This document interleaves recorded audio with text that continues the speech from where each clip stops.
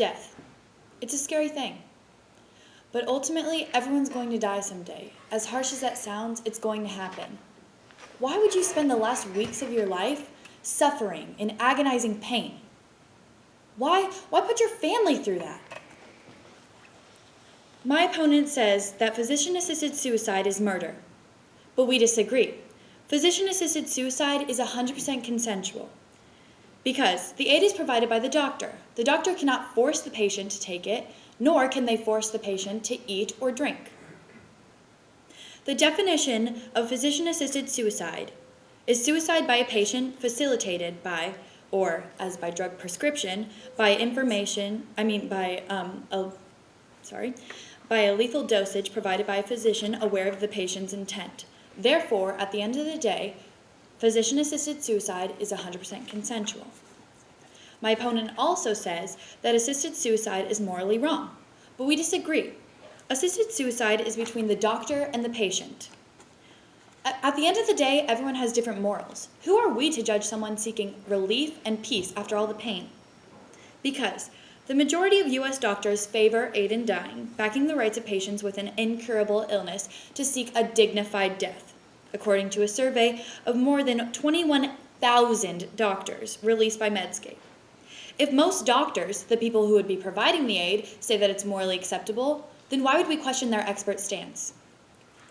Therefore, assisted suicide is up to the person contemplating it, not our silly, screwed-up opinions. My opponent also says that assisted suicide is a complicated, slippery slope, but we disagree. The point of assisted suicide is to put terminally ill patients out of their misery with their consent, because there's been many accounts of people suffering. A man named Stone Fisherman recalled his mother's last months with Grimmins. He remembers that when she was hospitalized for congestive heart failure in 1992, her hands were strapped to a hospital bed, a tube down her throat. She eventually ended up in a coma before dying weeks later at age 80. Stone says his mother, father, and uncle endured excruciatingly painful situations before they died. If they had a choice, I don't think they would have done so, he said. In October, Stone's doctors told him that his chemotherapy had stopped working and that he probably had 1 to 2 years to live. Therefore, unlike his mother's, Stone's last months will be peaceful and painless because of assisted suicide. At the end of the second year, he will be prepared to die and will be at peace. Knowing that he didn't suffer, his family will also be at peace. The point of assisted suicide is to put people out of their suffering and give them the peaceful death they deserve. And lastly, my opponent says that patients who lack hope need advocates, not suicide help. But we disagree. These patients had hope. They would not be contemplating death if there was even a glimmer of hope in sight. Because I had a talk with Mr. Hicks.